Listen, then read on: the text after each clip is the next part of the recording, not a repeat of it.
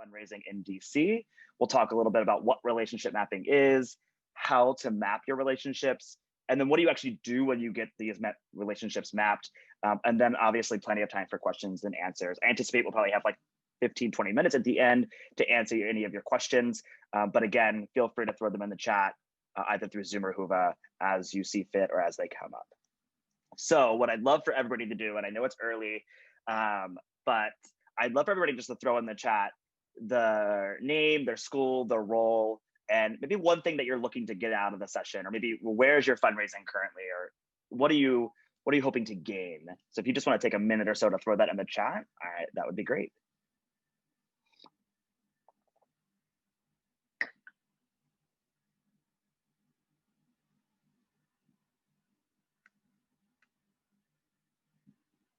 And I know it's a lot to type, so I'll give you a second or so.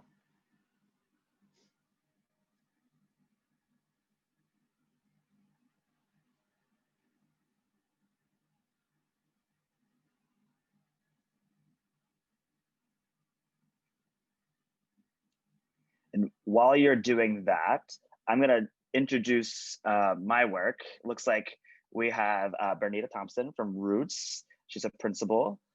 Great, well, welcome. I don't think we've met before, so I'm excited to see new faces and new names.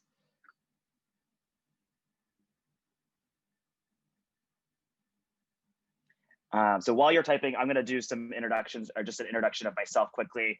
So again, my name is John Campbell. I'm a certified fundraising executive and the founder and CEO of Funded Strategies. I have come from the charter school space, so I was the head of fundraising and strategy for Eagle Academy Public Charter School for several years, and left about 2 years ago to launch Funded Strategies. And over the last 2 years, I have worked with a number of charter schools, not only in DC, but also across the country, including charter support organizations like the DC Charter School Alliance. In fact, I'm working closely with this particular conference, and I've supported the Data Summit and conferences in the past, the Public Charter School Board, and then worked with schools in Atlanta, most specifically Ethos Classical, which we'll use as an example throughout this session. So that's a little bit about me. Been doing fundraising specifically for 12, 15 years now, and in the charter school space for just about 5 years. So it looks like we have a couple of people putting in their introductions. Looks like we have Monique, sorry, can't read this morning. Monique from E.L. Haynes, Monisha from Inspired Teaching, Claire from KIP, and Wendy from Early Childhood, and Sarah from Washington U. Ying. And we got Marla Lawson from DC Prep. And so that's great. And I know we have a couple of others on the line, and we're excited to have you. Before we get started, I do want to point out one thing. The reason we scheduled this for 9 a.m. on Friday is not only because there was an open slot available, but it's because I have been, over the past couple of years, coordinating and leading a community of practice of charter school fundraisers and communications professionals that meet together since the pandemic bi-weekly. Previously, it was monthly, and this is our normal bi-weekly slot. We do 9:30 to 10:30. And so for those of you who are not part of that group, it's got a Google group and a way to communicate with one another, and then also to share best practices. Definitely let me know, reach out afterwards. I'll shoot you a quick email to see if you want to be added to that list. We'd love to have you. It's kind of informal way to talk about OSCE grants, talk about funders, best practices, maybe think through some problems, or even just to kind of commiserate with one another about some of the challenges that we face as charter school fundraisers. This was started when I was at Eagle, and now we do it as a group, and we have anywhere from 3 people attend to 15, 20 people. So definitely let me know if you're interested in that. We'd love to have you as part of our community of practice, and I will share more information about that at the end and then after the session. It also looks like we have a couple of others joining and sharing their information.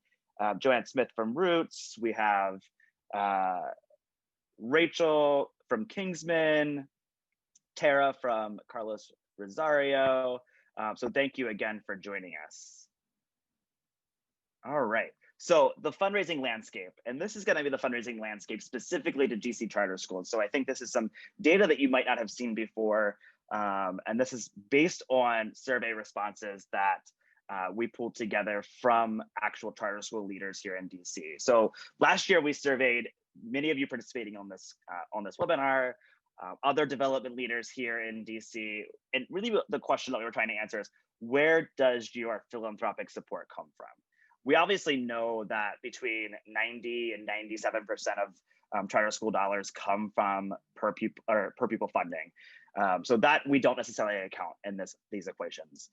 When we look at the other percentages of where that discretionary funding comes from, what we see is that it shouldn't be a surprise. Obviously, a majority of that, 38%, comes from competitive government grants. So these would be like the facilities grant. Some schools include academic quality, even though that's formula-based, 21st century, those types of things that come through OSSI or come through the DME or federal government and are competitive in nature. When we look at actually what the purpose of this conversation is really for, we see that schools here in DC attract 26% of their philanthropic support from foundations, and then another 16% from individuals. And we also broke out in this graphic, and you can get the full graphic on my website at fundedstrategies.com, but how that individual philanthropic support breaks out, whether it's through major gifts, board giving, parent giving, which I've written extensively about. How do we actually increase parent support through fundraising, even if you are a Title I school, and what that means for race equity, and how do we have an equitable conversation about that? So definitely happy to have that conversation. But essentially, individuals, all of those stakeholders account for 16%, and foundations account for 26%. Events and corporate account for a little bit less, but they are still present. At the end of the day, in order for us to identify these individuals or make stronger relationships with foundations and funders, we really need to understand who's in our network and how do we best leverage that network. And so this is really where relationship mapping comes in. So I think the question, obviously, that we should be asking is, what is relationship mapping? And I'm going to show you a very simple example of what relationship mapping is. And I'm not sure if you can see all of the details, but this is a basic school that I put together, and we will actually go into a live relationship map later on. But essentially, relationship mapping is a way to visualize your school and stakeholders, known and also unknown networks. And when I mean unknown networks, what I'm really talking about is, we know that your board members, your stakeholders, your parents, your head of school, you have people that you know personally, and you also have people that you probably don't even know that you're connected to, because they're connected through somebody else or through another organization. And so through the relationship mapping process, our goal is to uncover those known networks, which are usually easier, and then identify unknown networks. We really use this as a tool to collect information, and we'll talk a little bit about more about what that means. And then the map here and the maps that you'll see later are used to draw connections to potential funders and individuals who might have an interest in supporting your school. You can use relationship maps to also map funders to your organization. So let's say you're trying to reach out to the K-Fritz Foundation. I think probably almost everybody on the call has either applied or has heard of the K-Fritz Foundation. And you really know that you need a connection to Toby at the foundation. We can back into this relationship and see if we have any connections to Toby, because we've identified the funder. And I know that is a lot, and we can talk about how to do that later on in the session. And the whole point is to identify any connections that we might have to people who could support our work, or who people we know will support our work, but we don't know how to get to them. So why should you do relationship mapping? It's really simple. I think the question that I get asked by charter school leaders more than not is, great, we want to grow we want to grow fundraising, we want to generate more support, we just don't know where to go, and we don't know who to go to. And that's because we oftentimes don't have natural stakeholders. For private schools, they can go to their families very easily and generate major gifts. For traditional public schools, there is the DC Public Ed Fund. We have a little bit more of a challenge, and that certainly there are some institutional funders that support charters like Walton, Charter School Growth Fund, New Schools Ventures Fund, and some others. But at the end of the day, it is often challenging to identify individual donors, and it's even more challenging to identify individual donors that might expand beyond our family base if you are doing any fundraising from your family. So the point of the relationship map is to identify relationships using your stakeholders that you would not normally have gone to, and that can become ambassadors of your work and also can support this work financially. The next question I think is, when do we do this? You can really do this anytime, but what I like to recommend is that we do this at least in the beginning, at least when new board members join your board. That's always a great opportunity. We're collecting that data. We're able to build up a map, on a one-on-one basis, or you could do this at the beginning of each board term or school year. That's a great opportunity if you haven't done this before, which I know a lot of schools haven't, to start collecting that data from your board members, from your stakeholders, and to build it out so that way you can build your plan for the rest of the school year. And so there is no right or wrong time to do this. The point is that you should start to build out your relationships and think strategically about how do you map them, whether you do it in the robust way that we're going to talk about here, or whether we do it in some simpler ways that I'll point out along the way. I want to make sure there aren't any questions that I'm missing here, so forgive me. All right, so we'll continue on. So I think obviously the real question is, now that we've figured out what relationship mapping is, how do we actually map our relationships? So we're going to go through 4 steps here, and I'll dig a little bit deeper into them. All right, so the 4 steps to mapping your relationships are collect, analyze, research, and visualize. These all relate to data. And this isn't necessarily academic data that you're all used to. This is really qualitative data that we collect. And I'll actually have some tools that you can use to collect this data. So first off, you want to collect the data. You want to analyze that data, and we'll talk about what that means. You want to do some thorough research, and we have some tools that you can use, both free and paid, but the free ones are just as good. And then we'll talk about what does it mean to actually visualize that data, and how can you use the visual data map to end up leveraging it and activating your network. So let's start off with collecting data. I think collecting data is probably the most critical piece. And while we understand who our board members or our stakeholders are, we don't ask the right questions often. And one of my experience, personal experience, is being both serving on a charter school board and having worked for a charter school. Too often we go to our board members and ask, who do you know? Most of them shrug their shoulders and say, I don't really know anyone. And by posing specific questions to them, like the questions that we have laid out here in a simple format, we're really able to flip that question on its head. We don't necessarily want to know who do you know. We want to know a little bit more about you, because when we know more about you, we can actually build that relationship map out for them. And this is true whether you have a philanthropic board or a community-based board of parents. It doesn't matter, because at the end of the day, everybody has a network, and their networks look differently. And so I do want to call that out specifically. I think oftentimes the pushback that I hear is that, I have, my board is all parents. My board is a community-based board. And that's how your board should be, right? I mean, we want to be representative of our community, and we want to make sure that our boards are responsive.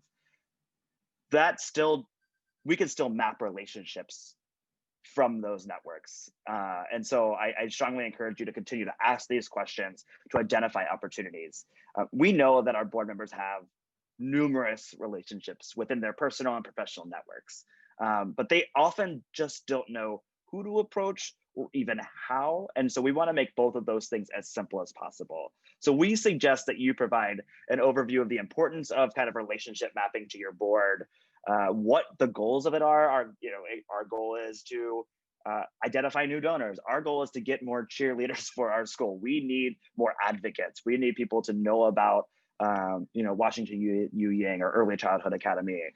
We need people in our community to be advocates. And then remember that we're not collecting this data simply to ask people for money. And I think that that's sometimes hard for people to realize, especially board members. Board members often say, I don't really feel comfortable sharing these names because I'm afraid that you're just going to ask them for money over and over and over again.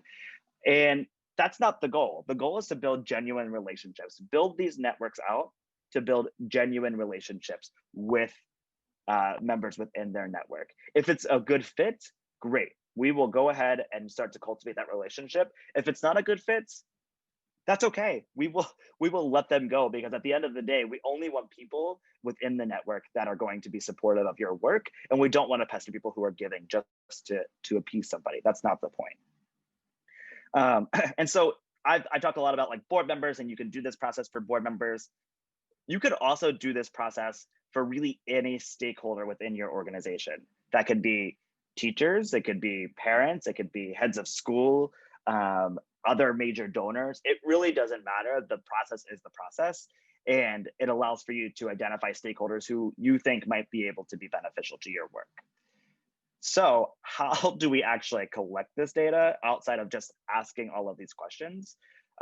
Certainly, you can go through and have qualitative conversations with every single one of your board members, or excuse me, every single one of your stakeholders that you're looking to engage.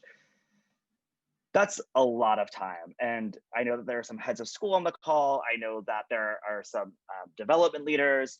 And I think time, especially in schools, is limited. I remember my capacity was stretched very thin when I was at Eagle Academy. And that's because we were involved in everything. Development leaders often wear multiple hats. And so qualitative interviews, while might be great, they might not be the best way to actually collect this data in a timely fashion. And so what I've done is I've actually developed a relationship mapping data collection tool. This is just a screenshot of one question from it. And I will share this with you in the chat. And I'll share this out also via email. But this is essentially a way to ask all of those questions on the previous slide and some more in a way that allows board members to directly fill this out on a fillable PDF. You can do this in a Google form. I can send you the Word document. You can edit this. You can really do whatever it is you want with this form to collect the data, because that's the data that you will use to then analyze and do additional research.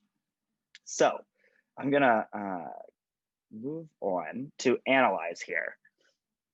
So now that we've collected the data, we have some basic understanding of, okay, this is where I'm gonna use some basic names. This is where John Smith, he's a board member of ours. He worked for DC government, but before that, he worked for, I'm gonna throw out a name here. He worked for the trash company. And these are really simple, basic examples, but we now have this data. He also happens to volunteer at the on the Chamber of Commerce board. Okay, great. So now we have a little bit more information. What we didn't get is that there are some gaps sometimes in the data that was provided. And so the thing that I always suggest in this analyze phase is to review the data that you got and see if there are any known gaps. And by what I mean by known gaps is a little bit more about this board member, or your head of school might know about this board member. So ask for some more context, start to fill in some of the gaps. And if you can't do that because of the information that you have is incomplete, go back to the board member and ask them some additional follow-up questions, because some areas were left blank. What we're trying to find out is, in that data, what are some of the affiliations that you have? What are your hobbies? Where did you previously work? Where do you currently work? Where did you go to school? Those types of questions, if they're left blank, either there isn't any data, and that's fine. But what we need to know is if there is blank data or empty data, we need to go back and see if we can try to fill in some of those gaps. This is not necessarily the most important step, but it does help to paint a fuller picture of what is happening and the data that you're collecting from your board members that you will then use to build out your network map. And so, I think you can obviously ask questions of your board members if there are gaps. I know you're retired. I see this often. Somebody that's retired on their relationship map of their current profession. Great. I'm very happy for you that you're retired. I'm wondering, where did you work previously? Because I didn't see anything here. And obviously, if you're retired, there's a conversation that we can have. I saw that you were on this nonprofit board. Did you know Jennifer during your term? Because it looks like she served there. I think we updated this tool to include city and some other information related to the individuals that they can list on here, because we need to make sure that we're getting the full context. So you'll see how this plays out when we get to the actual map, but it's digging in a little bit deeper on the initial data screen. So once we get all of the data, the next question is, what do we actually do with that data? And this is where I'm going to list some tools, and then I have some examples and some questions here and things to look for when you're doing it. So I begin every search using Google. It's free, it's easy, and it's robust, and it's broad, right? I think that's the point. We want to kind of cast a wide net to figure out who we're actually trying to find. So let's say you're a board member, and I actually have a very specific example in 2 slides. List a couple of names on their data collection tool, people that they'd like to introduce to your school. I'm going to start looking at those people to figure out who they are and who do they know, because now we have a direct connection to those people, and we have a second degree connection to all of the people that they know. So we start by using Google. We usually, what I'll do is I'll type in the name and maybe the city where they live. This is a little less relevant for DC since we all live in DC, but it does help you to narrow down that search. If I'm looking for John Smith, which is an awful name to Google, but John Smith, Washington, D.C., probably gonna get a lot of results. So now I'm gonna need some other data points. I know that John Smith worked for waste management, so I'm gonna pull in waste management and I'll start to see some results. What you're looking for is really a series of additional data points. Sometimes you'll find them, sometimes you won't. Sometimes you'll need to use other tools like iWave is a great wealth research tool. If I can't find somebody in Google, I'll definitely use iWave. LinkedIn Sales Navigator, if you haven't used this is a paid tool. But the great thing is that if you are connected, you can connect board members to your LinkedIn Sales Navigator account, and you can start to see who they're connected to within their networks. So that way they can make easier introductions. And we all know some of us have significantly robust LinkedIn pages that we may or may not know everybody directly, but at the end of the day, it's a conversation starter. And then if you're not familiar with Foundation Directory Online, there are free services out of there, but there are also paid, both more expensive and slightly less expensive options that help you to really dig into foundations and who those funders are. I know that we have a couple of grant writers and grant managers on the call, so I'm sure that they are very well familiar with Foundation Directory Online and how to use it. It is a tool that I use to identify institutional funders when I do a big prospect research project for schools. So this is definitely an area where you can use these tools, and there are so many other tools. This is just an example of the tools that I use. So things that we're looking for when we're actually going through the process. We're looking for, articles naming the person that we're Googling or we're looking up for their volunteer work, any donations that they've made, boards of service that they serve on, colleagues, partners, or companies that they've been involved in, other board positions, I think is important. And what I mean by that is, do they serve on other community boards? Do they serve on another charter school board? Do they serve on, a community-based organization? Unique interests or additional information, any connections to funders. If we can identify that this person previously worked for a funder or serves on a funder board, that's your golden ticket to a great conversation. And then what I like to do is explore other board members. And so let's say you're looking up, I'm going to use this John Smith example again, that you're looking up John Smith, he's a board member of yours, and he has indicated that he serves on the Chamber of Commerce board. Great. We're going to go and look at that Chamber of Commerce board, and we're going to start to add them to our map, because now they are second degree connections to the school. Those are connections that we would have never thought about, but now we know that John has a connection to them, and he may or may not be able to make introductions or may or may not feel comfortable. And we'll talk about that in a second, but he at least has some sort of direct connection to those individuals. So we'll add them. And then what we'll do, and if we want to take this out a step even further, is we will look at all of those people on that board and start to see, are they on other boards? Are they connected to other funders? And so we'll repeat the process over and over again until we feel like we've gotten to a point where we have good data or we've exhausted all of the options that we can for that particular person.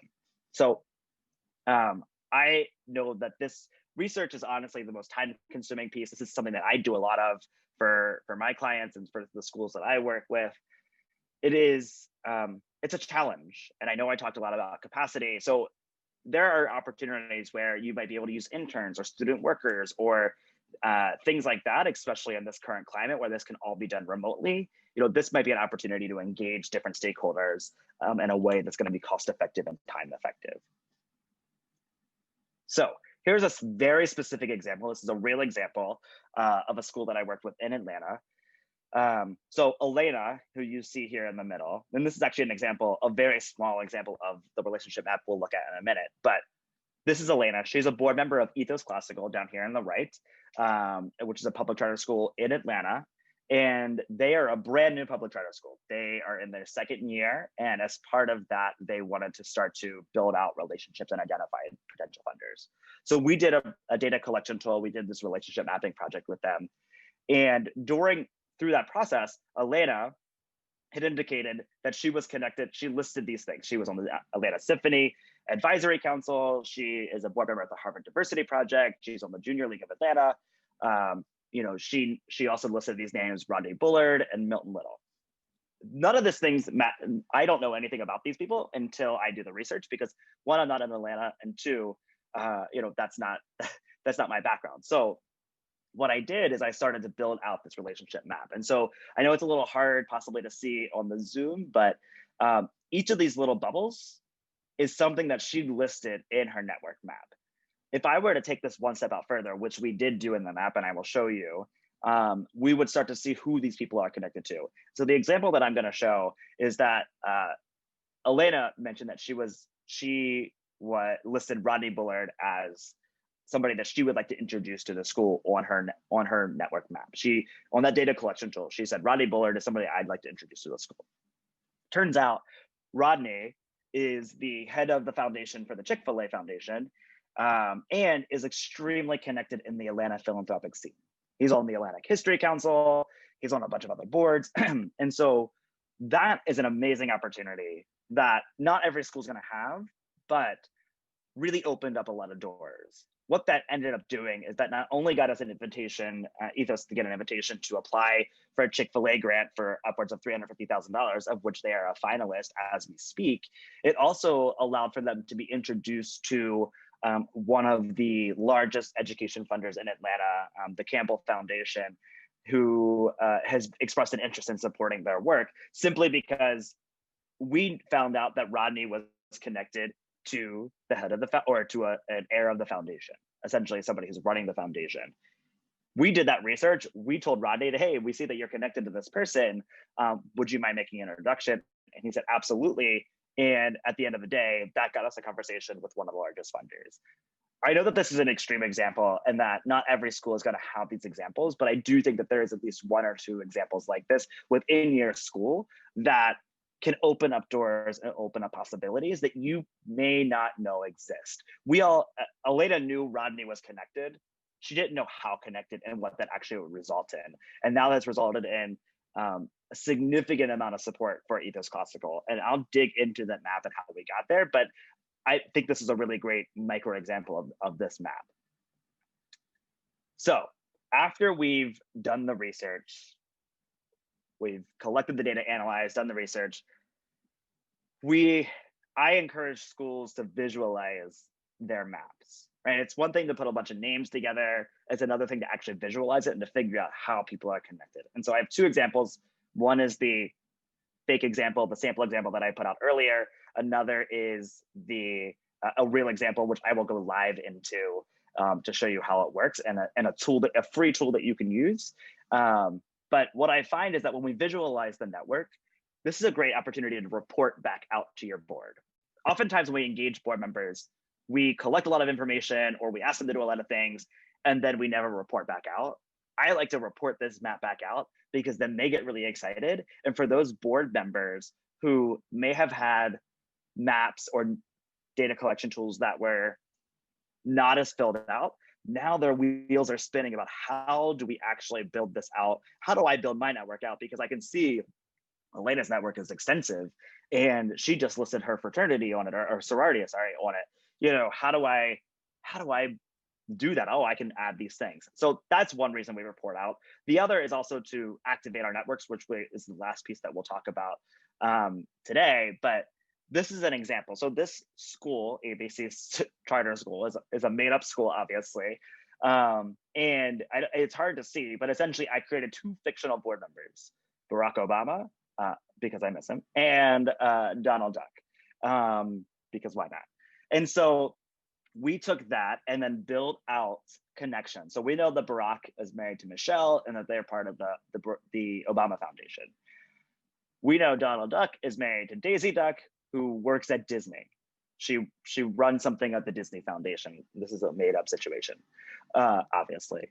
And what we do know is that this particular funder, Colleen, serves on the Obama Foundation board and the Disney Foundation board. So now we have two possible connections to Colleen that we didn't know that we even had a connection to Colleen until we started to build this out. This ends up being a larger funder who could support this work. This is a really, really, really, really simple example. This is not how your network map is probably going to look or even work, but I wanted to at least provide some really simple, goofy, no pun intended, answer. How it really will look is like this. This is Ethos Classical's actual network map. What I'm going to do is I'm actually going to go into their map. I'm going to stop sharing my screen for 1 second. Give me one. Make sure I have the right screen up. So we're going to share this network map. There. All right. So this is actually Ethos Classical's map. This is complicated. We're actually still adding to this week. We've been adding some second tier funders to this list, but essentially each of these dots is a particular connection to an organization or an individual. We built this out from these larger bubbles, 1, 2, 3, 4, 5, 6, 7, 8, 9, I think, 9 board members filling out a very simple data collection tool. From that, we built this entire map out and we're able to identify funders and donors. The great thing is, this goes back to the question of who do you know?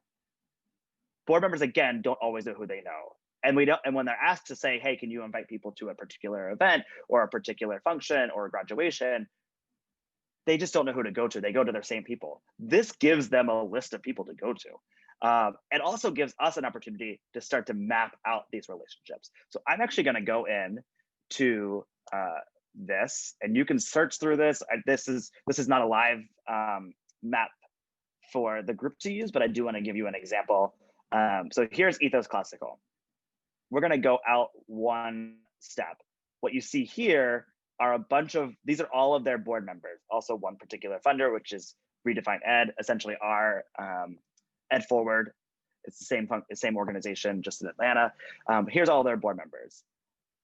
When we take this one step further out, we start to see who their board members are connected to. And this is how we started to build out the map. So I'm going to go back to Elena. And get back in here. So I'm going to go back to Elena. This is the map that we saw earlier, where you can see that she's connected to Rodney Bullard. Verizon, she's done some contract work for. She's connected to Milton Little, who ends up being the head of the United Way in Atlanta. She's on these boards. And we're going to take this one step further out. She's got a really robust network. So she's connected, obviously, to all the board members. This is her connection to the Atlanta Symphony Advisory Council. So what we did here is she only listed that she's on the Atlanta Symphony Advisory Council. Great. I went through and found all of those advisory council members and added them here to the network map. Because what we then did is looked at all of these people to see if they were connected to any of the funders that we were trying to reach, or if they were funders themselves. Elena's also connected and a past board member of the Junior League. So we put all of the board members that we were aware of during her tenure and to see if they were connected. I'm gonna pull up. Here's her connection to Rodney Bullard. They're friends. Rodney, again, is at Chick-fil-A. And just gonna see what these are here, is on the board of the Atlanta History Center. And then each of these, has a little bit more information. Rodney, who's here, is connected to John Stevenson Jr., who runs, it's not listed here, but he runs the Campbell Foundation, which is, again, another large funding prospect. So you start to build this out and take it multiple degrees. So all Elena did was list the Atlanta Symphony Advisory Council, Rodney Bullard, and a couple of others, the Harvard Diversity Project. And we started to build this out and identify some prospective funders that we didn't know existed within our network. I'm going to go back to the presentation.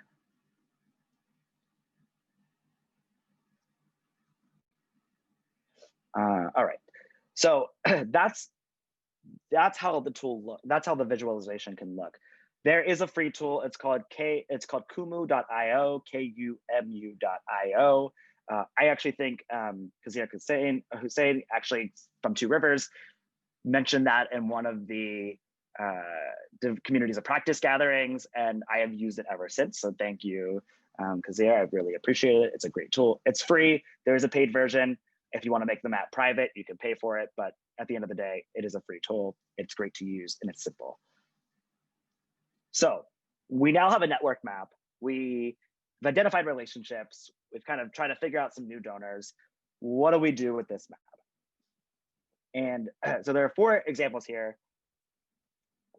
Excuse me, just needed some tea.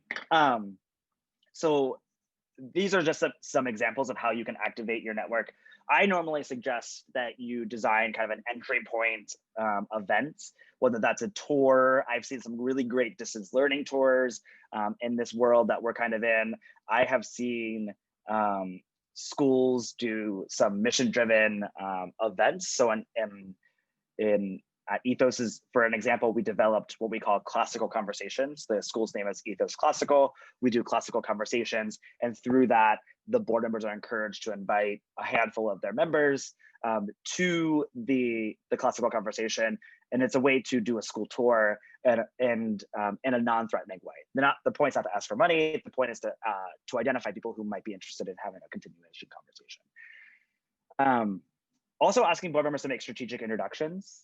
If we've identified some people that they're connected to in their network map that are strategic to the organization, this is a great way for them to activate their network. And I actually have included some template language that they can use, even if that connection is distant.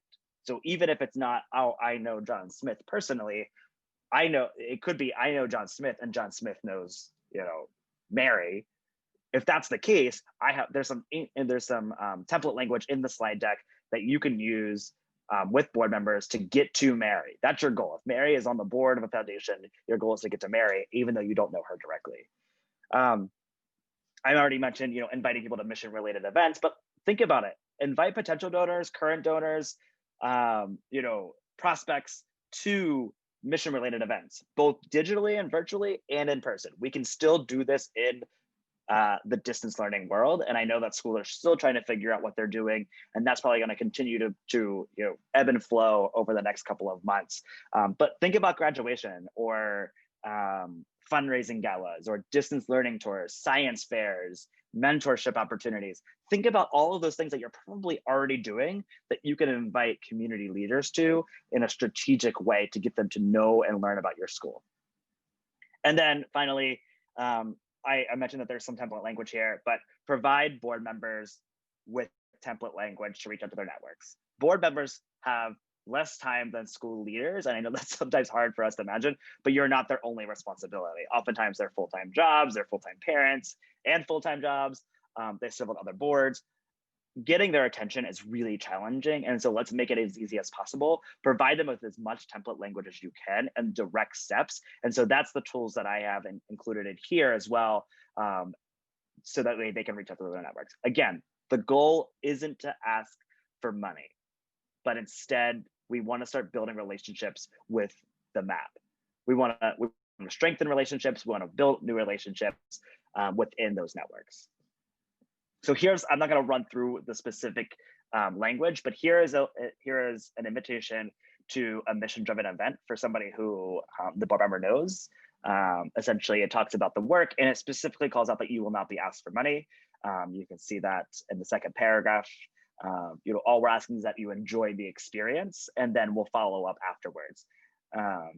So for those of you who are familiar with the Banavon model of fundraising, there's some pieces that we've borrowed from that, as in we don't ask for money and we want to follow up. The intentional follow-up is really critical. Similarly worded letter. This is how do you get an introduction to, or how do you make a connection to somebody who might not be in your first degree of connections? This is a board member. Actually, this is a very simple, we've changed some names and that's the extent of this, but this is an email that a board member had sent to somebody that they were connected to, trying to get to somebody that we needed to be connected to, that we thought that that person was connected to. So here's another example. You will get these in the slide deck materials. I know that we